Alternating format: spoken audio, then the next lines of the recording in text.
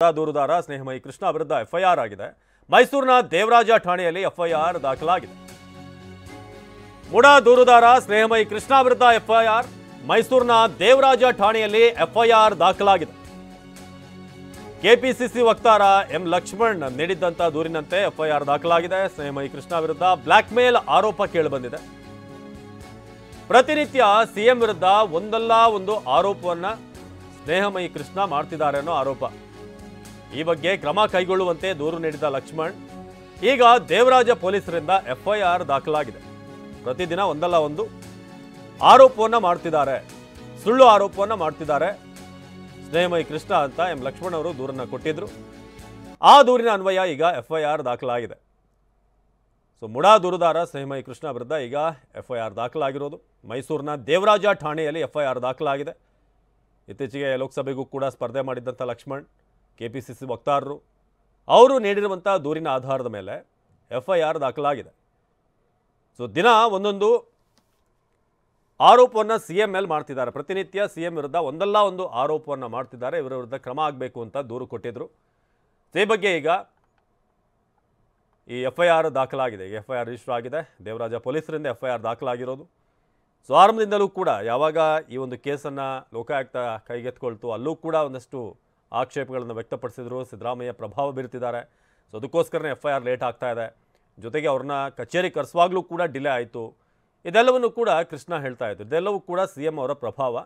ಈಗಲೂ ಕೂಡ ಲೋಕಾಯುಕ್ತ ವಿಚಾರವಾಗಿ ಅವರ ಹಸ್ತಕ್ಷೇಪ ಆಗ್ತಾ ಇದೆ.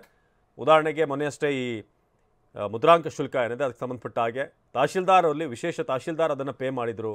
ಅದು ಹೇಗೆ ಪೇ ಮಾಡೋಕ್ಕೆ ಸಾಧ್ಯ ಅಂತ ಪ್ರಶ್ನೆ ಮಾಡಿದರು. ಇಲ್ಲೂ ಕೂಡ ನಿಮಗೆ ಸಾಕ್ಷಿಯನ್ನು ನಾನು ಕೊಡ್ತಾ ಇದ್ದೀನಿ. ಮುಖ್ಯಮಂತ್ರಿಗಳ ಪ್ರಭಾವ ಎಷ್ಟು ಮಟ್ಟಿಗಿದೆ ಅನ್ನೋದಕ್ಕೆ ಇದು ಸಾಕ್ಷಿ ಅಂತ ಹೇಳಿದರು ಕೃಷ್ಣ. ಸೊ ಇದೀಗ ಇಂಥ ಆರೋಪಗಳನ್ನು ಮಾಡ್ತಿರುವಂಥ ಸ್ನೇಹಮಯಿ ಕೃಷ್ಣ ವಿರುದ್ಧ ಕೆಪಿಸಿಸಿ ವಕ್ತಾರ ಎಂ ಲಕ್ಷ್ಮಣ್ ದೂರು ಸಲ್ಲಿಸಿದ್ದಾರೆ.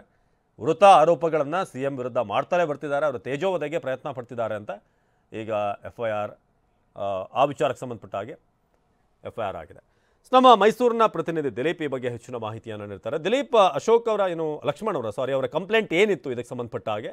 ಕೃಷ್ಣ ಅವರ ವಿರುದ್ಧ ಏನು ಆರೋಪವನ್ನು ಮಾಡಿ ಕಂಪ್ಲೇಂಟನ್ನು ಕೊಟ್ಟಿದ್ರು? ಸದ್ಯಕ್ಕೆ ಏನು ಅಪ್ಡೇಟ್ ಇದೆ ಅಂತ, ಇದರಲ್ಲಿ ಏನು ಡೆವಲಪ್ ಆಗಿದೆ ಅಂತ?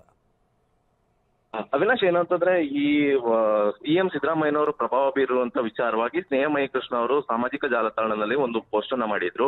ಮುದ್ರಾಂಕ ಶುಲ್ಕದ ವಿಚಾರವಾಗಿ ಒಂದು ವಿಶೇಷ ತಹಶೀಲ್ದಾರ್ ಅವರು ಮುದ್ರಾಂಕ ಶುಲ್ಕವನ್ನ ಭರಿಸಿದ್ದಾರೆ. ಇದು ಅವರ ಪ್ರಭಾವ ಮಾಡಿ ಬೀರಿದ್ದಾರೆ ಅನ್ನುವಂಥದ್ದು ಸ್ಪಷ್ಟವಾಗಿದೆ. ಇದು ಸಾಕ್ಷಿ ಸಿಕ್ಕಿದೆ ಅನ್ನುವಂತ ನಿಟ್ಟಿನಲ್ಲಿ ಸ್ನೇಹಮಯಿ ಕೃಷ್ಣ ಅವರು ಸಾಮಾಜಿಕ ಜಾಲತಾಣದಲ್ಲಿ ಒಂದು ಆರೋಪವನ್ನ ಮಾಡಿದ್ರು. ಈ ಒಂದು ಆರೋಪ ವಿಚಾರವನ್ನ ಇಟ್ಕೊಂಡು ನಿನ್ನೆ ಮೈಸೂರಿನ ದೇವರಾಜ ಠಾಣೆಗೆ ಬಂದಂತ ಕೆಪಿಸಿಸಿ ವಕ್ತಾರರಂತ ಲಕ್ಷ್ಮಣ್ ಮತ್ತೆ ಕಾಂಗ್ರೆಸ್ ಮುಖಂಡರುಗಳು ಒಂದು ದೂರನ್ನು ಸ್ನೇಹಮಯಿ ಕೃಷ್ಣ ಅವರ ವಿರುದ್ಧ ಒಂದು ದೂರನ್ನು ಕೊಟ್ಟಿರುವಂತದ್ದು. ಈ ಒಂದು ದೂರಿಗೆ ಸಂಬಂಧಪಟ್ಟಂಗೆ ಈಗ ಎಫ್ಐಆರ್ ದಾಖಲಾಗಿದೆ.